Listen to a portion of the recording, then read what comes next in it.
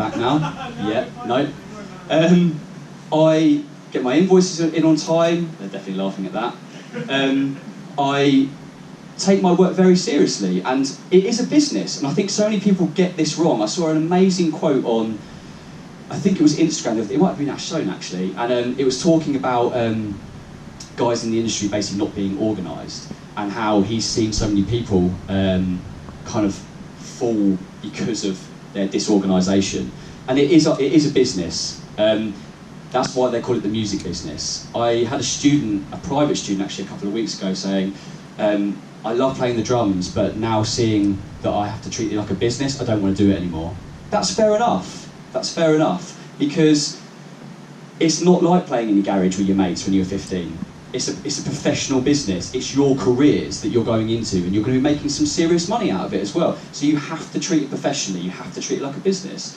It's not for everyone. It's definitely for all you guys, because you're all here studying to be the players and the session players you want to be. It's not for everyone though, okay?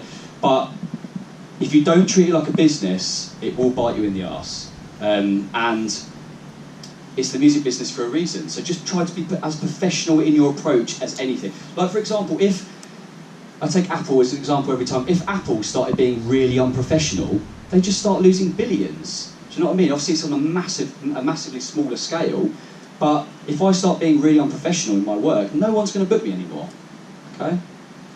Next one. And the last one, I kind of already said it. As musicians, we get such a bad rep for being organised. I run a function band and a corporate band. I have to organise all my teaching. I'm currently doing all the auditions for ICMP and stuff now, so I've got, my week is stacked with kind of little hours of little work and then going off to a session or going off to a rehearsal or doing a gig in the evening. If you don't get organised, you'll have a horrendous time. I've seen so many people, Nick actually, had a guy on a gig the other week that rung him about about an hour before they were supposed to be at soundcheck and didn't know that there was a gig. That's not good. As musicians, you know, fuck the stereotype. We are organised people, and I take my organisation very seriously. I have reminders on my phone for pages and pages of things that I have to do in the week. I organise, for example, I'm on a 2-month tour at the moment with Odyssey. In March, we've got 22 dates.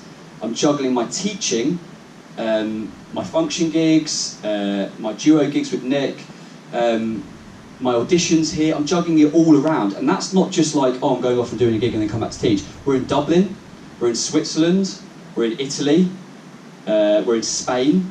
And I've got to come back off that tour, come back to teaching. Imagine if my diary wasn't in check. It would be a nightmare.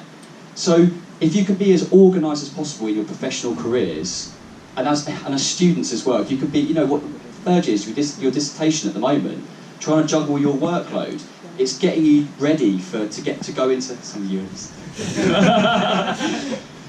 It's getting you ready for your professional careers.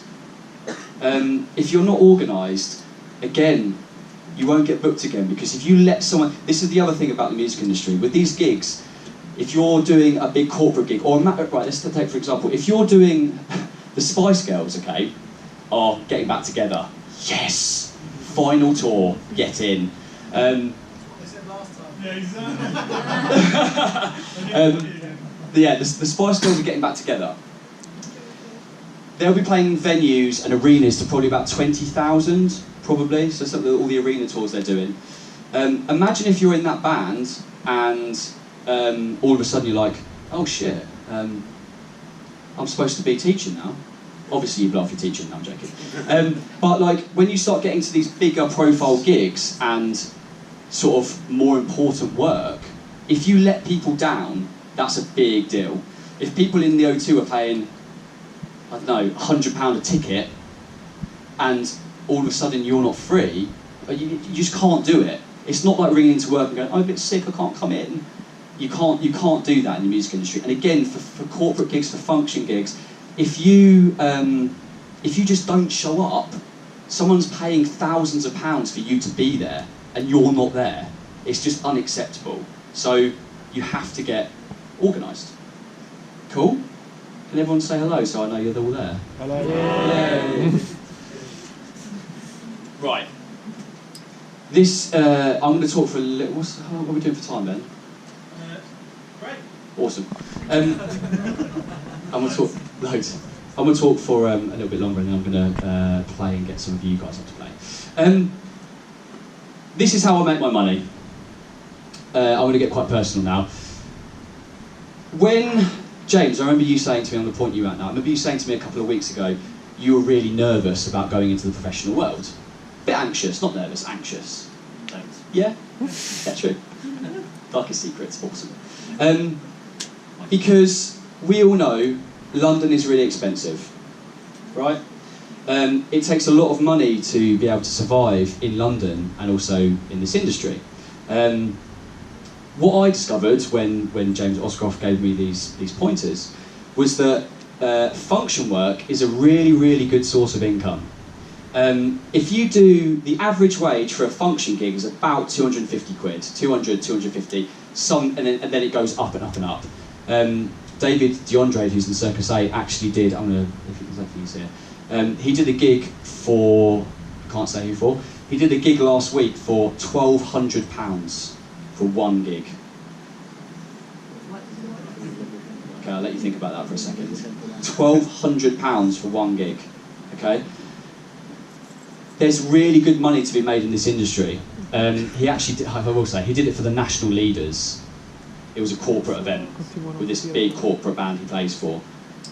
£1,200. Just think about that for a second.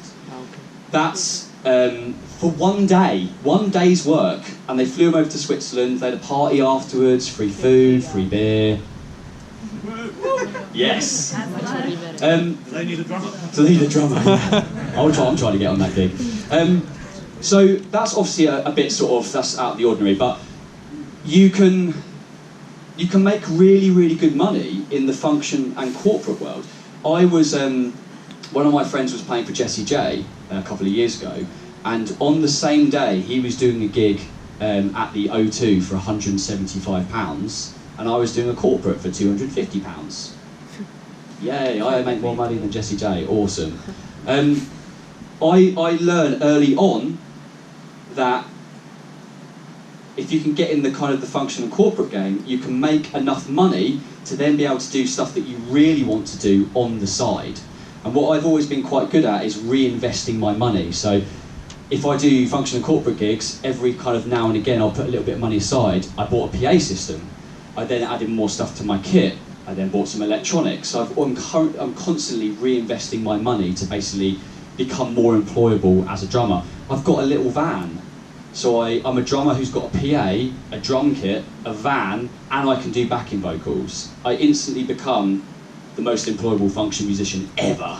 Yes. Also, think about this. Let's do the maths.